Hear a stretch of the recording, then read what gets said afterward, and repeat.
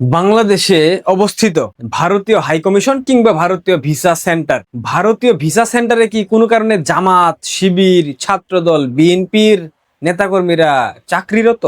মানে ভারতের ভিসার যারা নীতি নির্ধারক কিংবা ক্রস চেক করেন, তারা কি জামাত, শিবির কিংবা বিএনপির নেতাকর্মী? আমার সন্দেহ হচ্ছে যারা দিল্লি না ঢাকা স্লোগান দেয়, যারা ভারতীয় আগ্রাসনের বিরুদ্ধে কুশপুত্তলিকা দাহা করে, যারা ভারতের প্রধানমন্ত্রীকে গুজরাটের কসাই বলে, যারা পশ্চিমবঙ্গের মুখ্যমন্ত্রীকে উগ্রপন্থী বলে, কথায় কথায় ভারত দখল করতে চায়, ভারতের সেভেন সিস্টার্স দখল করতে চায়, ভারতের স্বাধীনতা সার্বভৌমত্বের জন্য হুমকি হয়ে দাঁড়ায়, ভারতের সীমান্তবর্তী অঞ্চলগুলোতে বিভিন্ন ধরনের জঙ্গি তৎপরতা চালায়। মোট কথায় বাংলাদেশে ভারত বিরোধী যে গান, সেই গানের যারা সুরকার, সেই গানের যারা গীতিকার, সেই গানের যারা রচয়িতা, তাদেরকে প্রতিনিয়ত ভারত ভিসা দিচ্ছে। কি ভিসা দিচ্ছে, কোন ভিসা দিচ্ছে সেটা আমার দেখার বিষয় না, কিন্তু যারা সোশ্যাল মিডিয়াতে স্বীকৃত ভারত বিরোধী বিভিন্ন প্রপাগান্ডায় অংশ নেয়, বিভিন্ন উগ্রবাদী সংগঠনের সাথে সম্পৃক্ত, বিভিন্ন জঙ্গি জিহাদি সংগঠনের সাথে সম্পৃক্ত, যাদের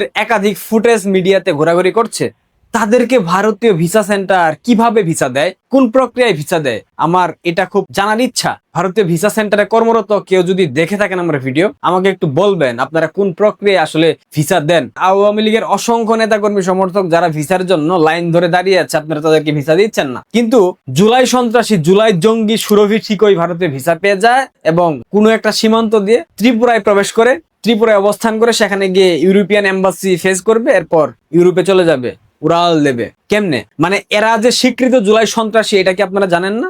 মিডিয়া কি আপনারা দেখেন না?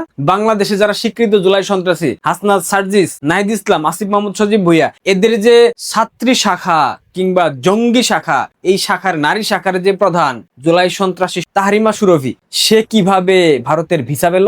গতকাল সে ভারতে প্রবেশ করেছে ভারতীয় ভিসা নিয়ে। এই মুহূর্তে সে যতটুকু জেনেছি আগরতলায় অবস্থান করছে, ত্রিপুরা। কোনো এতে ভিসা পাচ্ছে আমি জানি না। কয়েক মাস পূর্বে আপনাদের নিশ্চয়ই মনে আছে, জুলাই সন্ত্রাসী মেহেদী, সিলেটের হবিগঞ্জের যে সমন্বয়ক, সেও ভারতীয় ভিসা সেন্টারে গিয়ে ভিসা পেয়েছে, ভারতে গিয়েছে, ইউরোপিয়ান এম্বাসি ফেস করেছে কোনো একটা দেশের, সেখান থেকে সে ইউরোপে চলে যাওয়ার বন্দোবস্ত করেছিল। কিন্তু আওয়ামী লীগের অনেক অ্যাক্টিভিস্ট ব্যাপারগুলো জেনে যায়, তারা বিভিন্ন এজেন্সির সাথে কথা বলে, প্রশাসনিক কর্মকর্তাদের সাথে কথা বলে, তাদের ফুটেজ সবকিছু তাদের কাছে পাঠিয়ে তাকে ভারত থেকে বের করতে সক্ষম হয়। এরপর একটা পর্যায়ে ভারত তাকে বাংলাদেশে ফেরত দেয়, নিয়মতান্ত্রিক প্রক্রিয়াতে ফেরত দিয়েছে।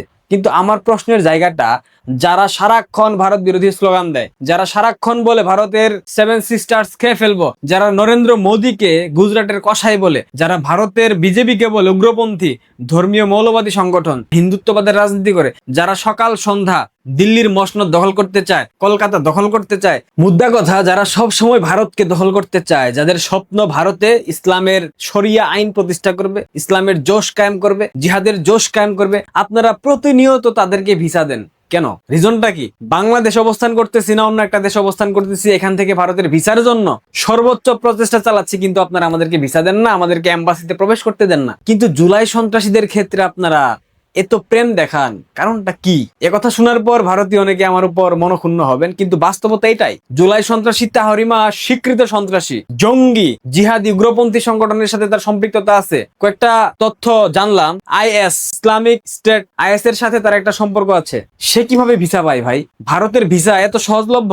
মানে ভারতের ভিসা কি জুলাই সন্ত্রাসীদের জন্য সহজলভ্য আর আওয়ামীপন্থী যারা আছেন তাদের জন্য খুব দুষ্কর, কঠিন? এমনটা মেহেদী ভারতে প্রবেশ করে ইউরোপে চলে যাওয়ার বন্দোবস্ত করেছিল, এরপরেও আপনাদের বিবেক জাগা নাই বা আপনাদের চোখ বন্ধ ছিল, সেটা খুলে নাই? কিভাবে ভিসা দেন আপনারা তাদেরকে? ভারতের সকল প্রশাসন, পুলিশ, ইন্টেলিজেন্স এজেন্সি থেকে শুরু করে সবার প্রতি একটা আহ্বান থাকবে, এই জুলাই সন্ত্রাসীকে গ্রেফতার করেন, এরপর বাংলাদেশে ডিপোর্ট করেন। যারা ভারতকে ছিন্ন বিচ্ছিন্ন করতে চায়, ভারতের মাটিকে দখল করতে চায়, তারা কিভাবে ভারতের মাটি ব্যবহার করে অন্য একটা দেশে যেতে চায়, এই প্রশ্নটা আমি ভারতীয়দের কাছে রেখে গেলাম। আপনারা আশা করি উত্তরটা দেবেন। অতি দ্রুত এই সন্ত্রাসীকে খুঁজে বের করেন, উগ্রপন্থীকে খুঁজে বের করেন, বাংলাদেশে ডিপোর্ট করেন। বাংলাদেশের মানুষ তাকে দেখার জন্য অধীর আগ্রহে অপেক্ষা করছে। ভালো থাকবেন, পারলে ভিডিওটা ভারতীয়রা বেশি বেশি শেয়ার করবেন। ধন্যবাদ।